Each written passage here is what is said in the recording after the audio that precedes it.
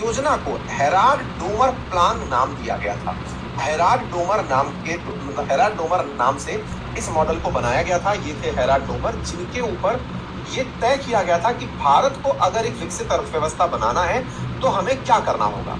इसमें कहा गया कि सबसे ज्यादा आवश्यकता रहेगी इन्वेस्टमेंट, हमें इन्वेस्टमेंट को बढ़ावा देना होगा, साथ ही साथ में रोजगार और आय में वृद्धि करते हुए आगे बढ़ना होगा। दूसरी तरफ जो पूंजीगत वस्तुओं के माध्यम से उत्पादन हो सकता है उसको बढ़ावा देना होगा। तो इन्होंने अपने सजेशन में क्या दिया, इन्होंने अपने सजेशन में दिया कि रोजगार को बढ़ावा दीजिए, साथ ही साथ सरकार अपना इन्वेस्टमेंट बढ़ाए और रोजगार के अवसर बढ़ाने पर फोकस करे। लेकिन दूसरी तरफ हमें कैपिटल इन्वेस्टमेंट करके कुछ इस तरह का काम करना होगा कि देश के अंदर प्रोडक्शन को इंक्रीज किया जा सके।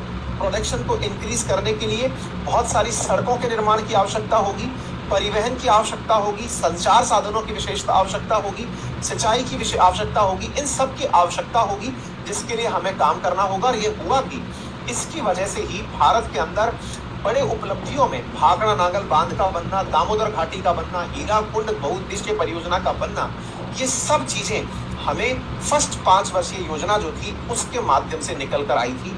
हमने तय किया था कि हम किस ग्रोथ से मतलब लक्षित विकास दर की 2.1 की, हमने 3.6 की गति से देश की वृद्धि प्राप्त की।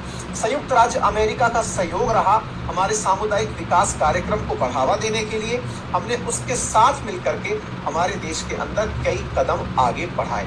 मतलब कुल मिलाकर के हम क्या कह सकते हैं कि हमारे देश के आजाद होते ही देश की आर्थिक स्थिति सबको पता है कैसी थी। हमारे ऊपर 200 साल का शासन था, विकट स्थितियां थी, लेकिन उससे निकलते हुए हमने अपने देश में बहुत सारी मतलब अवसंरचनात्मक विकास